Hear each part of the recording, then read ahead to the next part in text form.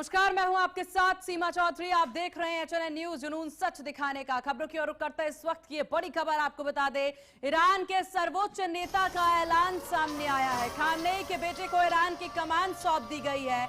Mustafa Khamenei बने Iran के नए सुप्रीम लीडर। ये बड़ी जानकारी आपको दे दें, मुस्तफा खामनेई ईरान के नए सुप्रीम लीडर बने हैं। इजराइल की धमकी के बीच ईरान का ये बड़ा फैसला, ईरान की असेंबली ऑफ एक्सपर्ट्स ने ये फैसला लिया है। ईरान ने आखिरकार नया सुप्रीम लीडर चुन लिया। अयतुल्लाह अली खामनेई के बेटे मुस्तफा खामनेई को ईरान का नया सुप्रीम लीडर बना दिया गया है। 56 साल के मुस्तफा अपने पिता की तरह एक कट्टरपंथी धर्म गुरु हैं। सुप्रीम लीडर एक ऐसा पद जो ईरान के सभी मामलों में आखिरी फैसला लेने का अधिकार रखता है, मतलब राष्ट्रपति से भी ज्यादा शक्तिशाली। मुस्तफा IRGC के भी करीबी बताए जाते हैं। खामनेई के निधन के बाद से मुस्तफा का ही नाम इस पद के लिए सबसे आगे चल रहा था। बता दें कि अयतुल्लाह अली खामनेई की अमेरिका और इजराइल ने ईरान पर हमले शुरू करने के बाद हत्या कर दी थी, और उसके बाद जो ये तस्वीरें सामने आ रही हैं, ये खुद में काफी ज्यादा महत्वपूर्ण है, क्योंकि जंग अभी भी जारी है, जंग रुकी नहीं है। और इस बीच ये नाम सामने आना कई तरह के सवालिया निशान जरूर खड़े कर रहा है।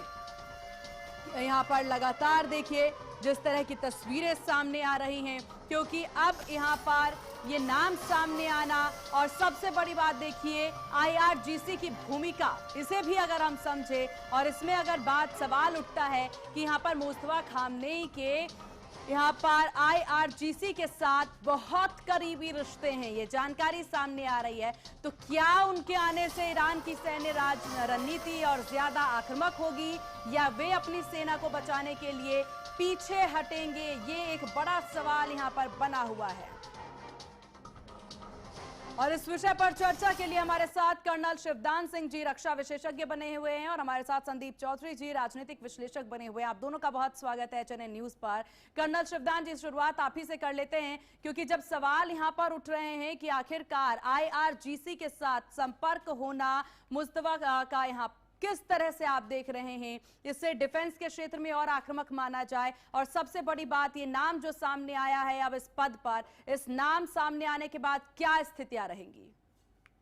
देखिए, ऐसा है, ईरान में लंबे समय से प्रजातांत्रिक व्यवस्था लागू करने के लिए जनता सड़कों पर आई हुई है, और 79 से अब तक आंकड़ों के अनुसार 35 से 40 हजार लोग इस प्रजातांत्रिक व्यवस्था के लिए जो उन्होंने प्रदर्शन किए हैं उन्हें मारे गए हैं।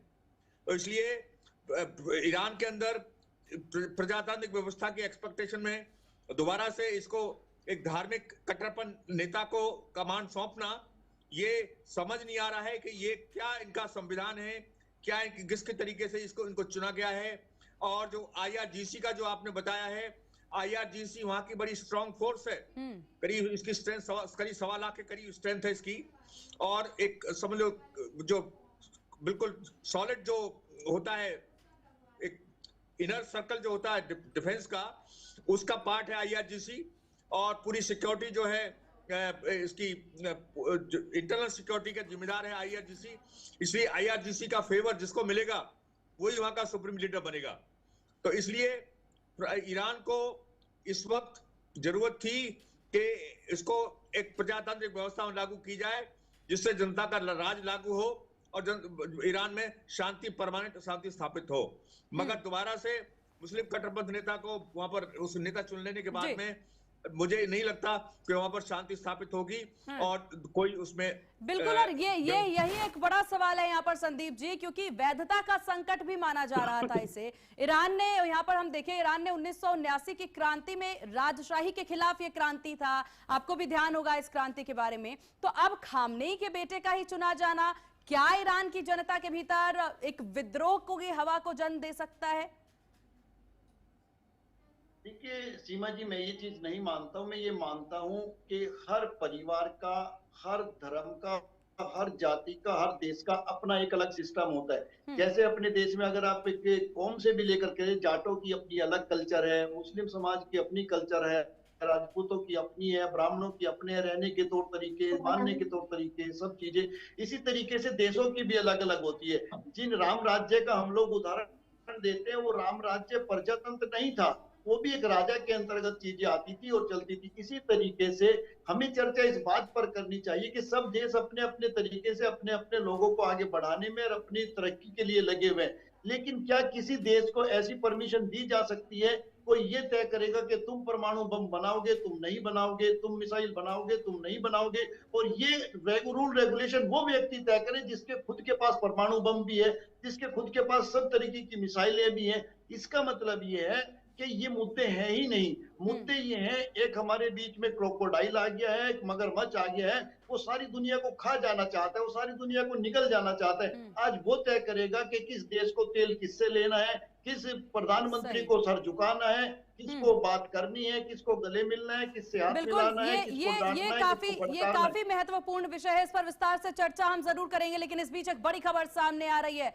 इस वक्त की बड़ी खबर आपको बता दें, नए सुप्रीम लीडर के बनते ईरान ने तेज कर दिए हैं हमले। ईरान ने आधे घंटे के अंदर 3 मिसाइलें दाग दी हैं। ईरान का इजराइल पर ताबड़तोड़ हमला देखने को मिल रहा है।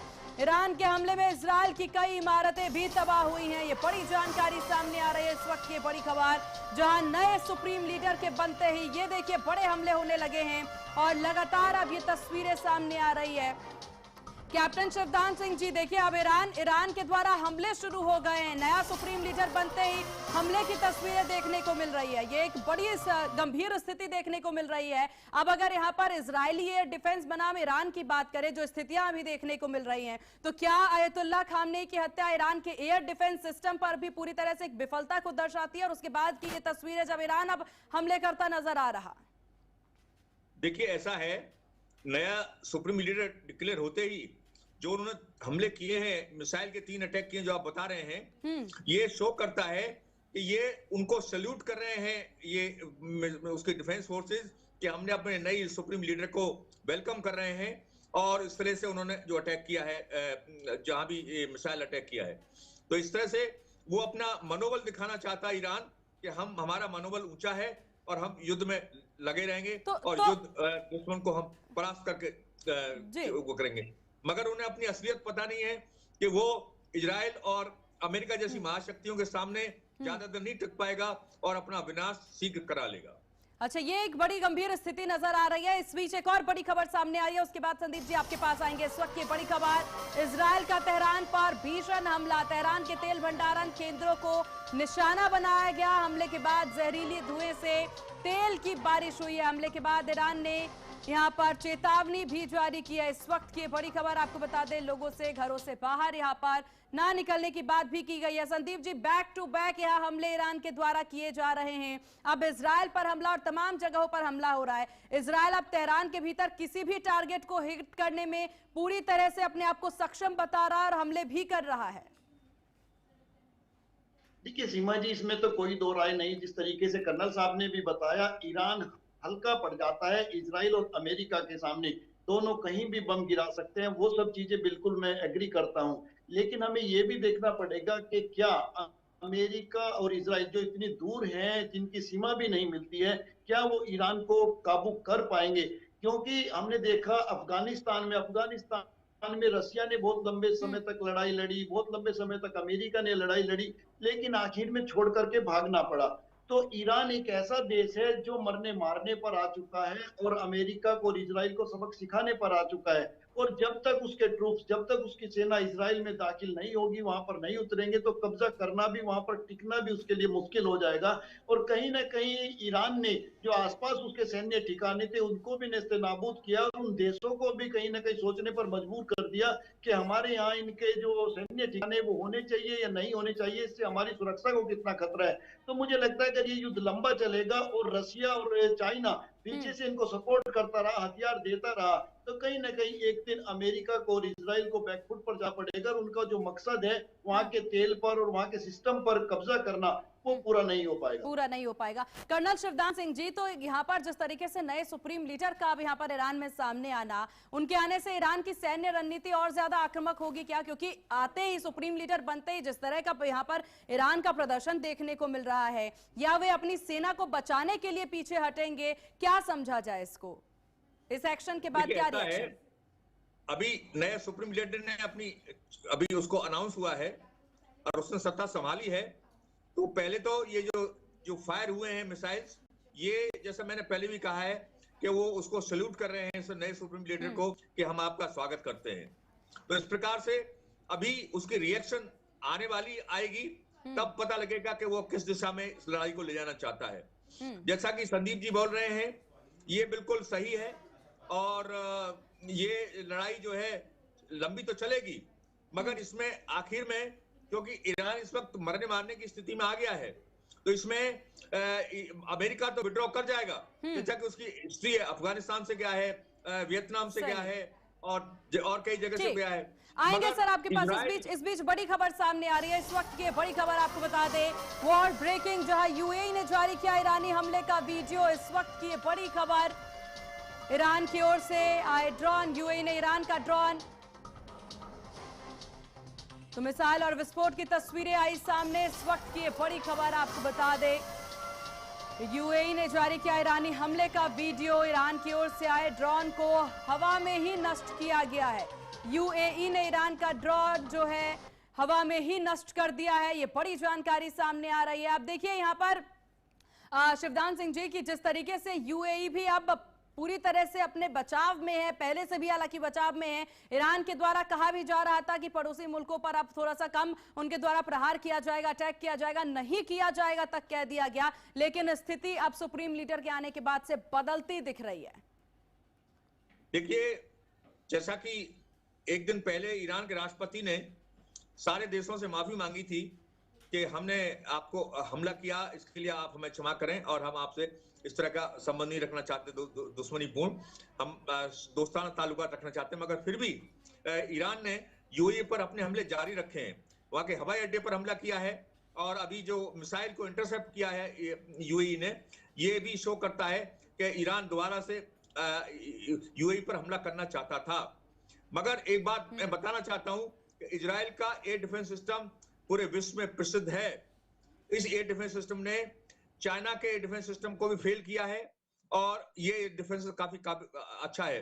तो यूएई को अमेरिका और इजराइल दोनों इस वक्त पूरी सपोर्ट कर रही हैं, और जो एयर डिफेंस सिस्टम जो मिला है, जिसकी वजह से संदीप जी का भी रिएक्शन ले लेते हैं, फिर उसके बाद एक बड़ी खबर जरूर बताएंगे पब्लिक को। यहाँ पर देखिए, सऊदी अरब और यूएई जैसे पड़ोसी देश जो है वो मोस्तफा के उदय को कैसे देख रहे हैं संदीप जी, इस पर हम आपका रिएक्शन लेंगे। लेकिन इस बीच बड़ी खबर, सऊदी अरब में हुए हमले में, ईरान हमले में भारतीय नागरिक की मौत की खबर गलत बताई जा रही है। भारतीय दूतावास ने पुष्टि कर दी है कि कोई किसी तरह की कोई मौत नहीं, किसी नागरिक की कोई मौत नहीं हुई है। भारतीय दूतावास ने एडवाइजरी जारी कर दिया है। यहाँ पर जागरूक रहने के लिए भी जरूर सबके द्वारा कहा जा रहा है। संदीप जी, हम यहाँ पर सऊदी अरब और यूएई जैसे पड़ोसी देशों को लेकर के बात कर रहे थे। अब जब नए सुप्रीम लीडर यहां बने हैं, या मुस्तफा के उदय को अगर देखा जाए, तो ये देश कैसे इसको देख रहे हैं? क्या मिडिल ईस्ट में अब शिया सुन्नी के संघर्ष को और भी ज्यादा गहरा सकता है?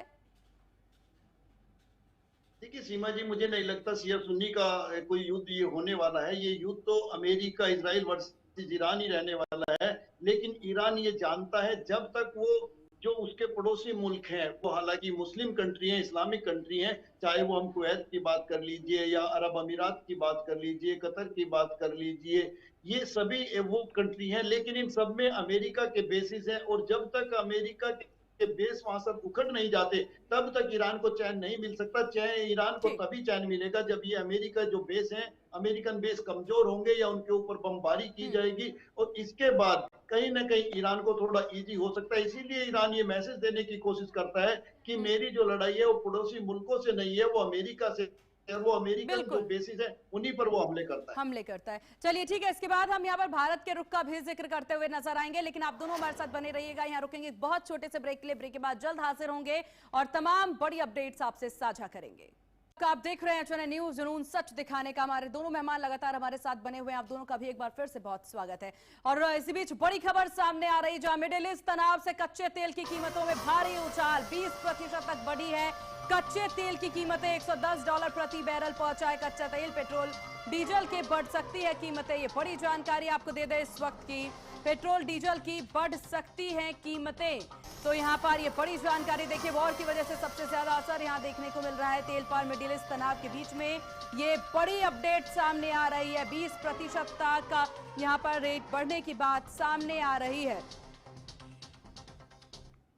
और इस देखिए यहाँ पर संदीप जी, क्योंकि इसी का डर सभी को था और इसी पर सबकी निगाहें टिकी हुई थी कि इस वॉर का असर ग्राउंड जीरो पर क्या देखने को मिलेगा। जंग में बहुत नुकसान पहुंचते हैं, लेकिन अर्थव्यवस्था और इसके साथ ही साथ, क्योंकि अब ईरान, इजराइल, अमेरिका के इस जंग में तेल पर भी सबसे ज्यादा प्रभाव पड़ता नजर आ रहा है। अब दाम बढ़ने की बात सामने आ रही है और वो भी आंकड़ा 20% का है।